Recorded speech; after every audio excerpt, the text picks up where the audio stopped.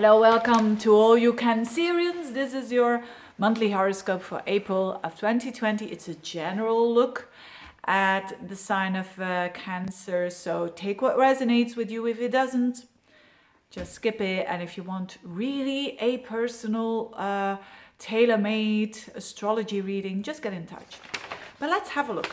This month, April, is quite a not so busy month, so to speak. There are not really terrible things happening in the sky. But three things. I want to make this video not too long, precise, but concise. And I'm going to talk about three things. The Venus retrograde, the Uranus kind of ride it is, the month of April, and also Mars-Saturn in Aquarius. What is this all about, especially for Cancerians? But let's get started with the Venus. Venus in your 12th house in Gemini, as from the 3rd of the month. As from the 3rd of the month up until 7th of August. That is extremely long that you're going to have Venus in the 12th house. And a Venus transit is normally like 3 to 4 weeks, and now it's going to be there for almost 4 months. What does it mean? It means that Venus has to do with love, but it also has to do with values and with assessing what is good, what is not so good. That is Venus. And you're having this in the most secret part of your horoscope. So the 12th house is a very unconscious house. It's the house where we rest.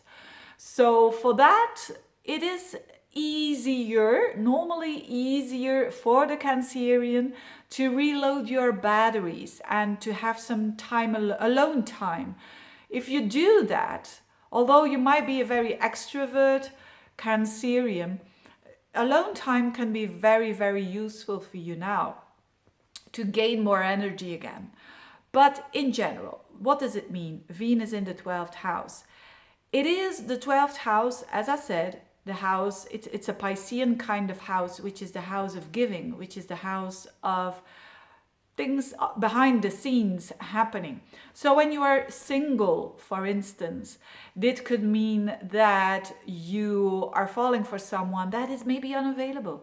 That is maybe, for the moment not available, and you're having these feelings, but you're not showing those feelings, or it's difficult to show the feelings.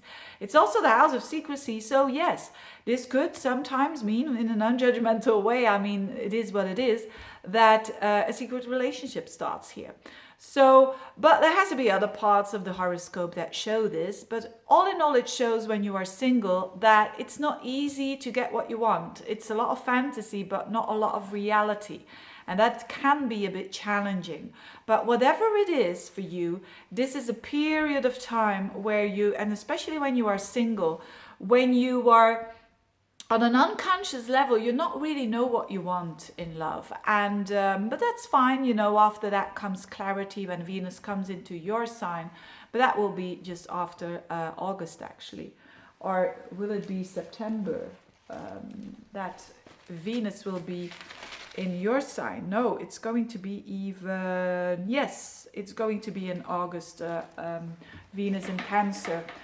When you are in a relationship, this is more has to do with giving. And Cancerians are known to be givers. Cancerians are known to be wanting to protect their family, wanting to protect their loved ones. And there's nothing wrong with that. But you have to be careful here with a pitfall. And a pitfall can be that you sacrifice yourself. So be careful that you're not going to give too much and only getting crumbles back. This is very important. But expect that during these couple of months, because as I said, Venus is there up until the 7th of August, and it's going backwards and forwards. It's going retrograde next month, so I'll talk about that more. But it simply means that, yes, you will have to devote a bit more time to your loved ones. And again, watch your boundaries, that you're not just fully giving yourself away. And that's not healthy. That's not healthy, right? It's not what we call healthy relationships. Now, whilst all this is going, so when it comes to love, it might not be the easiest months for the Cancerian, but when you use it right, when you are devoted, and when you're checking your boundaries, single or not, I think nothing really can go wrong for you. But on a relationship level, it can really mean that you don't have to expect too much from other people. And I don't mean to say that in a negative way. It's just don't expect too much. You know, when you're starting a relationship and you expect that they're everything and that they're going to do everything, don't expect too much from them. It's only temporary, right? What else is going on? It's also, as I said, a very Uranus kind of month. And Uranus is in your 11th house of friendships and also of your goals for the future.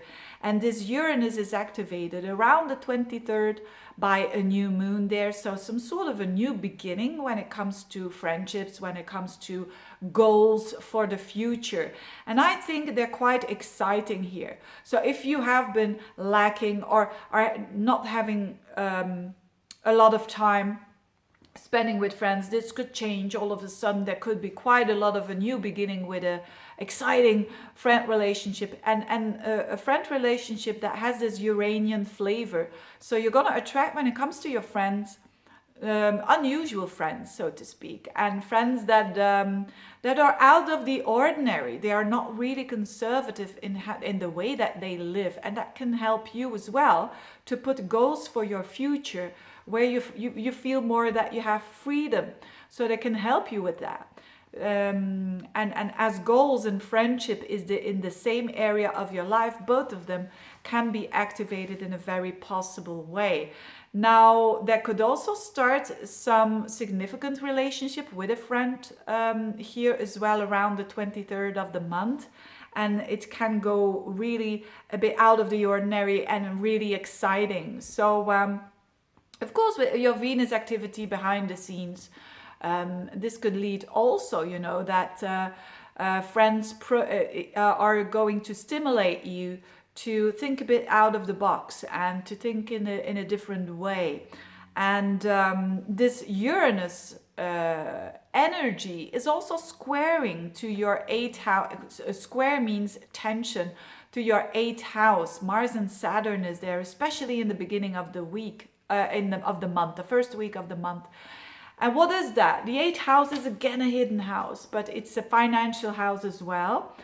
Or on a deeper level, it's a psychological house.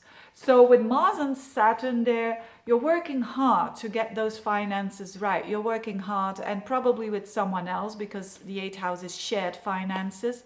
You're working hard to get things right. And Mars and Saturn show that you have to watch out, that you're not pushing too hard, that you take 2 steps forward, 1 step back, 2 steps forward, 1 step back, that you're very cautious with your money, very cautious, but also very active. That's basically the advice that I want to give. And there could be some tension between your goals for the future, which is the 11th house where Uranus is, and the money, the shared resources that you have. But whatever it is just temporary. It's just the first 1.5 week of the month. But there could be a clash in values, a clash in the values that you share with another person and with yourself. Just there is something about this energy that wants to liberate you from that wants to make you a more free person, so to speak. But again, keep on going for when you're doing investments, when you're doing loans and all of that. You have to do things by the rules because Saturn is here, and you can have great results when you're doing that. So all in all, when it's a very kind of a mystery month for you, and but one where you can gain yourself through the unconscious levels that are happening with you, that you are understanding more. It's a lot about blind spots that you're having that become more and more understandable, and particularly when it comes to love. On a work level, I don't see many things shifting or stressing or whatever. Just make sure that you don't push too hard when it's on a financial level, on the level of resources. So all in all, not a bad month for the Cancerians. You know, you had quite some rough times when the nodes and the eclipses happened in your sign. That's not the case. Enjoy a bit of me time. Try to spend some time with yourself. And because otherwise you're going to get too much influenced by other people. And then you don't know your own goals anymore. So having said that, I wish you a very good month, dear Cancerians. Thank you so much for listening, and see you next month. Bye-bye.